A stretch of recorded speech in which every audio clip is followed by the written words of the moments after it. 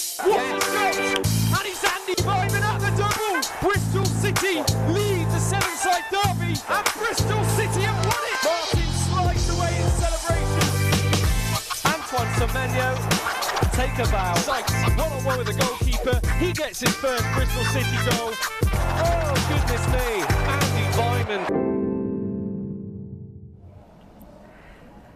Hello Bristol City fans, we are back at Ashton Gate after quite some time, ready for the last match against Stoke City before Christmas.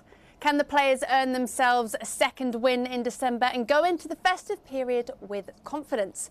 It is all to play for here in the Southwest, with 1 point between both sides. Well, it's going to be an exciting one today. Both teams quite evenly matched, and they're all here in the stadium ready for this festive game. And here in the studio I have with me Ali Hines, Youth Development Phase Coach. Ali, how are you? Are you getting ready for Christmas? Yeah, good, thank you. Yeah, all ready for Christmas, but looking forward to the game today.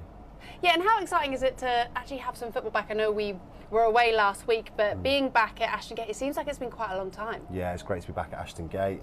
Looking forward to seeing the fans today, and hopefully a really good team performance and 3 points would be great just before Christmas. Definitely, and after the win against Rotherham and a good team performance and some good goals, do you think that that's going to help bring some consistency, which is probably something we need going into the new year? Yeah, hopefully. I think both teams will be looking to, get the result today and get a run of consistency going. But I think for us, definitely, can we get that performance going, and then obviously that consistency just keeps going along with it nicely. But yeah, for exciting football again today, hopefully. What do you think we have up on Stoke City today?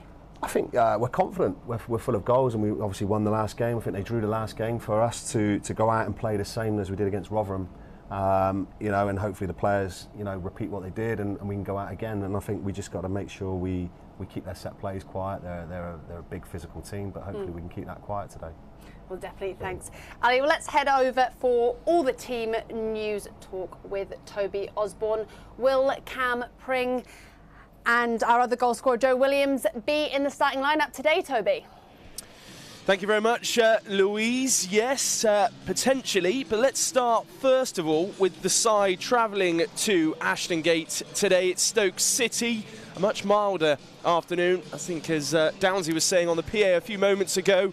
If it was any colder today, if it had been like yesterday, we would have been struggling up here. But regardless, Alex Neil makes 3 changes from their draw against Cardiff City. The first comes at right back, with Morgan Fox coming to a flat back 4. Another change at the back as we see the return of 40-year-old Phil Jagielka, not too far away from 700 league career appearances, which is a staggering stat, you have to say. Up front, Jacob Brown comes into the 11 as well to join Liam Delap, the Manchester City loanee and son of Rory, of course, famous for those long throws at the Bet365 stadium back in the day. In the heart of midfield, 27-year-old Lewis Baker has a Premier League winners medal with Chelsea, despite never playing for the club. Work that one out. He finished a 17-year association with the Blues in the summer. And then on the bench, the Potters could call on former Manchester United man Nick Powell late in the game. Bristol City themselves make 1 change today. Zach Viner slots back in to the right of a back 3 with Andy King and Cal Naismith. Atkinson remains absent. Nigel Pearson, of course, saying earlier on this week that Zach Viner's sort of earned the right to form part of that back 3 again. That midfield 3 is back 2 with James Williams and Alex Scott, who provided that beautiful cross for Cam Pring's first Bristol City goal last weekend. Pring keeps his spot 2. Directly across from him is captain Andy Vyman. Then up front, it's that feared duo again, Conway and Wells. Not on the score sheet last week, but Nigel Pearson said they were in great form regardless. On the bench, Semenyo, Bell and Sykes came off of it at the New York Stadium against Rotherham last weekend. They are in there again today alongside Jada Silva, Chris Martin and George Tanner. Right, let's catch up with the manager. It's Nigel Pearson. No, I just want to change today. Zach Vine instead of George Tanner. Nice to have those options to choose from.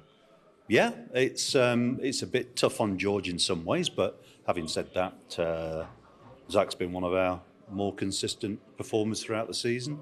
Never easy to leave people out, but at the moment we've got really good competition, and it means people have to perform to stay in the side, and it should be a good game today.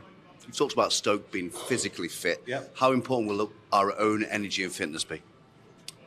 It will be very, very important. Today, though, they've changed their formation.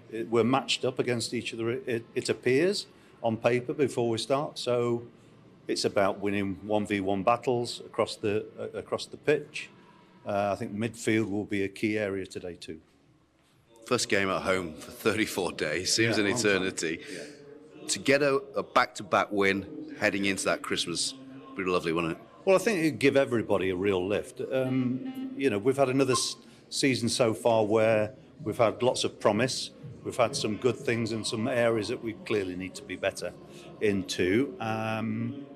But the squad's, in terms of availability, is pretty...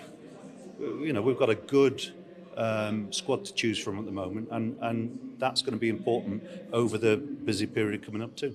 All the best today. Cheers, thanks.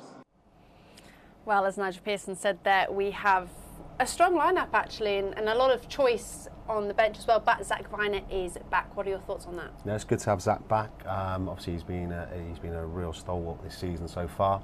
I think he'll add that defensive responsibility back into the team. But also he sets up attacks with his quality range of passing as well. So it's good to see him back. Obviously Jay's recovering from illness as well, so it's good to get a good fit squad back.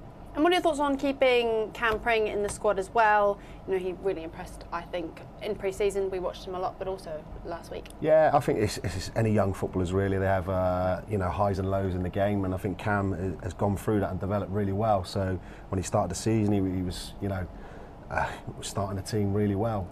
He came out of the team, but obviously he's got his chance again. Now he's scoring goals, which is great to see for Cam, and hopefully he can continue to push on.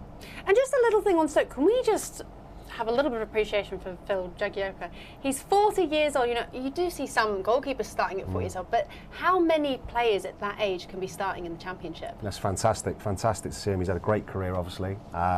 Hopefully today we can, work exploit on his that. legs. Yeah.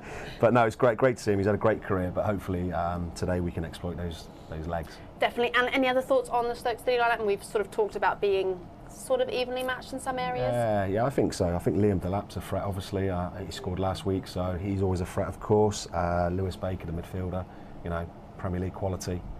He's an exciting player, so we need to keep those players quiet.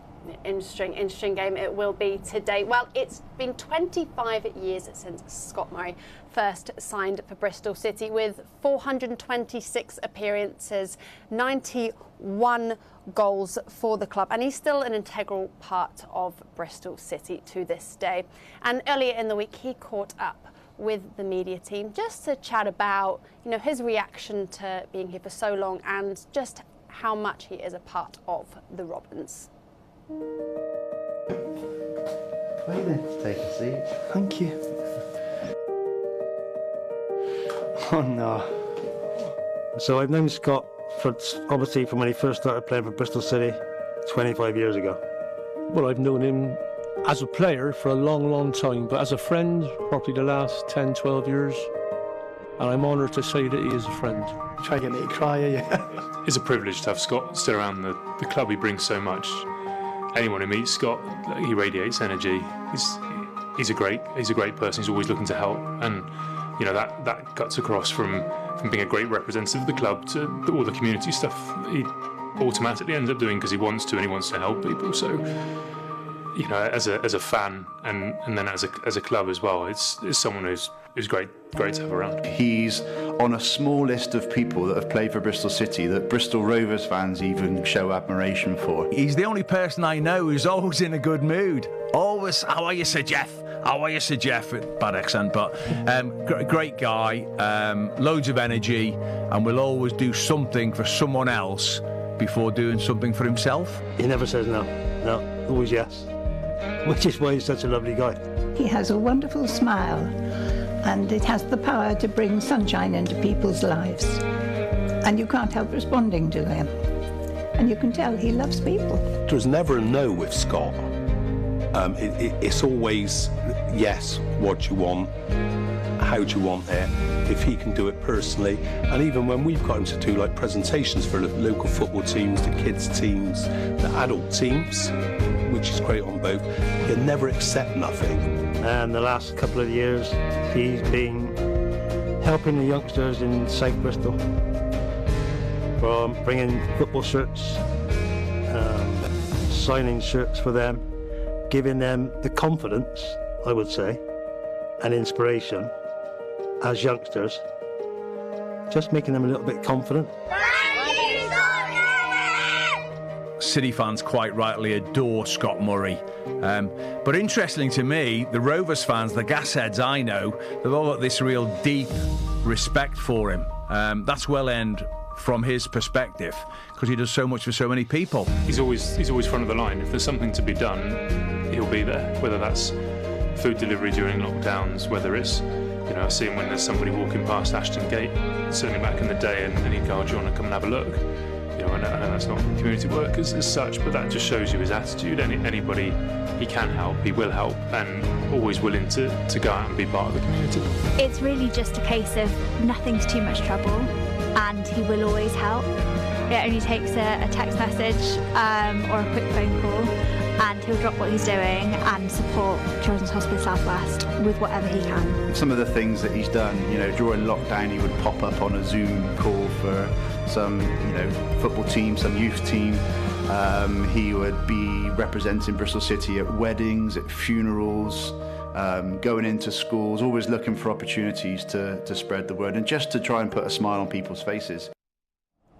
Brilliant stuff, and the full video of that is on Bristol City's YouTube. Now, you know Scott Murray a lot. What is his character like, that sort of infectiousness that you need in a football club? He's fantastic, and there's highs and lows in a football club, of course, but he just brings so much energy and enjoyment and fun to the place, but he's so caring with people, He'll take time to chat to anyone, help anyone. He's fantastic. I was fortunate enough to see him in Portishead turn the Christmas lights on the other day, which was great. But he's even been seen spotted running around like Robin from Batman around the marina as well. But no, he's a fantastic footballer, but a fantastic person, Scotty. Definitely what we always need at football clubs like Bristol City. There'll also be a Garda-one at half-time to celebrate him and what he's done for the club. But after the break, we will be catching up with Tommy Conway and getting ready for kick-off.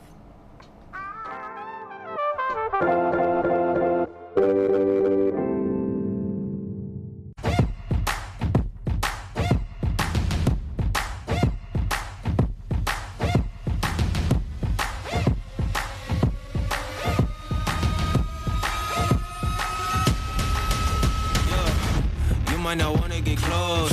We a little wild war, covered in tattoos. Run it up, taking all the views. Stepping on place, feeling the fear. I know you're feeling it in the air. Whole squad wearing all black. Motivation's looking real bad. We back to the bone, raising a fire alone. We ain't never needed nobody. Give me 6 feet, this is my party. Ain't got no feelings, we heartless. Take a peek inside the darkness. Blow up the spot, then we run it. Ready or not, here we coming.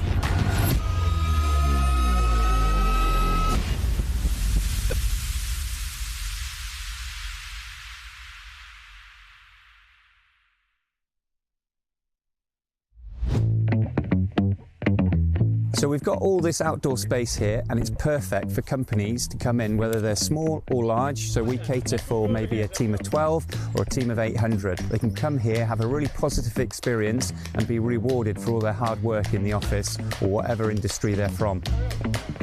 As we've got such a big company, a lot of us don't see each other. Being able for the first time to get everyone out together in one place doing an activity together was great for team bonding and boosting that morale. We can hone in on specific skills such as communication, leadership, teamwork, resilience. Here we've got a 400-metre military assault course, which is fantastic for team building. If you want a morale booster, this is the place to come.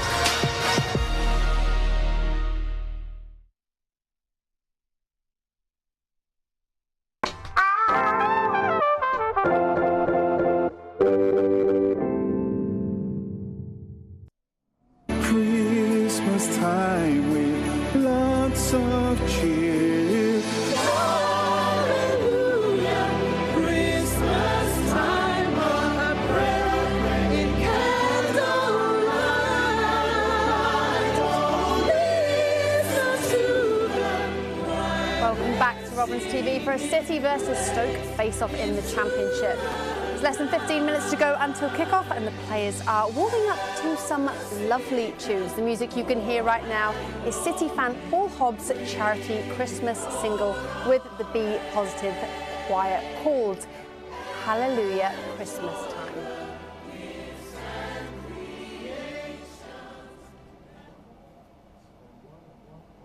Well, we're getting ready for the Christmas period, but a very important game first off this afternoon. In the studio with me is Ali Hines. And Ali, let's talk about some positives to this lineup, but also positives in the fact that we've had some time off that we'd never usually get. So what's been the main emphasis for Bristol City in that time during the World Cup? I think rest was important for a couple of weeks. Let the players go away, have a bit of time off, and then they come in. They've had a mini pre-season. Obviously, players recovered from injuries. Obviously, Cal Naismith's recovered in that time as well. So squad availability has helped as well over that time off. So I think players are fresh and hungry to play the game again, which is what we saw at Rotherham last week. And have you been enjoying the World Cup? Have been, yeah. It's been good. Shame England got knocked out the other day. But no, looking forward to the final tomorrow. Yeah, definitely. Well, Toby Osborne caught up with Tommy Conway earlier in the week to play some pool, but let's hope Toby Osborne was better at that than he was at golf.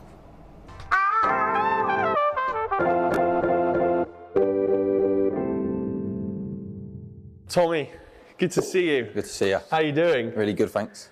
How are you enjoying your break with the World Cup? We're in a pool bar here. The sport's on, the football's on. Are you enjoying your World Cup break as it stands? Yeah, I think as a football person, everyone's buzzing when the World Cup's on, like whatever game you normally watch.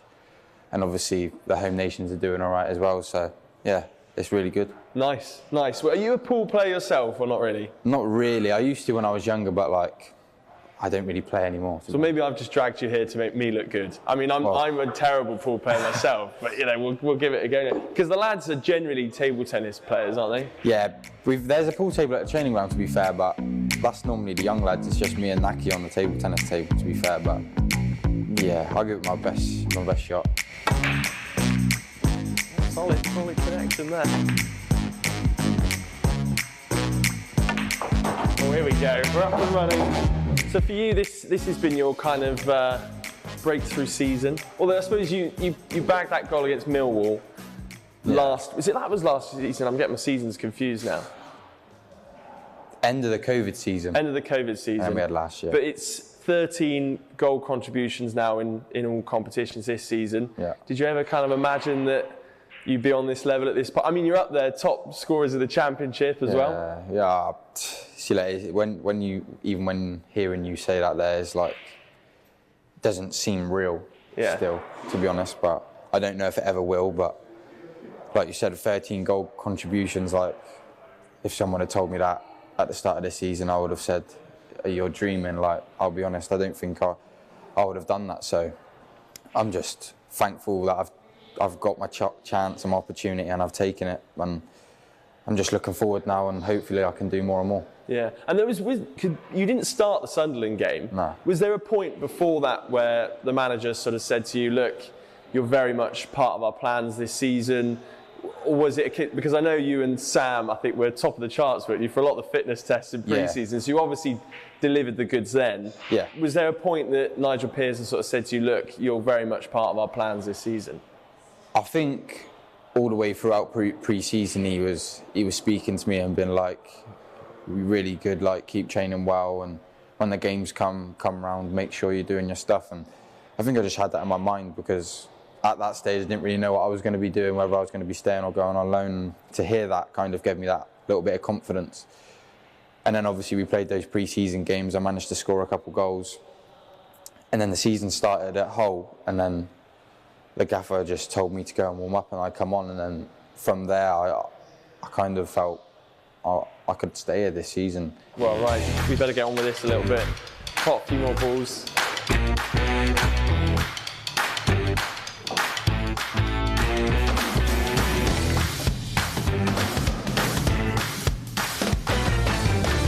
You still living with Alex? Yeah. Nice. Where are you, is that near the stadium or? We're about 5 minutes from the stadium, and then it's about 10 minutes from the training ground. That's perfect there. You must lifts in together? And... Yes. Everything we do is together. Yeah. Cook, drive into training, everything. It's obviously just nice to have someone like that. So what do you actually do to wind down, the two of you? Is it? You name it. Anything really. Watching the TV, watching the series together. We've watched Prison Break loads of times on our own, and we just started watching it again together, and we just look forward to going and watching it again. But there's loads of stuff that we do. Might go into town together, go for food together, go shopping. Like I said, there's not really a lot that we don't do. That's with each other. And hopefully, you could be playing against each other at a World Cup or a Euros or something. You never know. Now you are playing for the under-21s. Must be. I guess Scotland are kind of on a bit more of an upward trajectory now. Yeah. You must be thinking it's quite a nice time to come into the under-21s. Yeah. Keep proving yourself in the championship. Yeah. And then hopefully it's not too long until you maybe get a full sort of senior call-up. Yeah. Well, you see what the Scotland first team done in the Nations League. Yeah. Obviously they were flying, so. I think it's a good time to be playing, like you said, in the 21s, and hopefully soon that first team call-up is round the corner in the next couple of years, hopefully. You didn't have to rap on arrival, did you, for this one? Nah, apparently, well, luckily, the boys at City obviously got onto me that time to do it again, but apparently you don't have to do it at international level, which I was kind of thankful for. I've seen Antoine. I think he's had to do dance or something, hasn't he? Ooh. Is he a good dancer? Is that just something he's having to learn there on the spot? He's always dancing and that in the changing room, but when that video came out of him at Ghana dancing, I'll tell you, he got pelters for that. He got pelters in the changing room. From a couple of lads just saying like, "What are you doing? What is that?" Like, it was funny to be fair when he come back, but yeah. I don't think a couple of lads were having it. So I remember Scott Murray saying to me before the games, like, you score in this game, like, you watch the feeling inside your body, like, you'll feel it. And then when it happened, like, I don't know, the noise, like, everything. My mum and dad were there. It was like I couldn't have wrote it. And we obviously won 2-0 as well. Like, I keep watching it, like, to this day. Well, part 2 of that interview will be on Boxing Day next week. And if you want to just watch more of Tommy Conway and Alex Scott, then visit Bristol City's YouTube channel to spend the day with them and see Tommy Conway's ridiculous trainer collection. Now, final predictions, Ali, before we get into all of the more pre-match stuff. I think it's going to be a tight game. I think there'll be goals in the game today, and I'm going for a 2-1 City win. Definitely. Oh, interesting. Well, it's at this point where we say goodbye to all of those watching on the free pre-match stream. This is for anyone around the world if you want to go and buy a pass to watch this game this afternoon.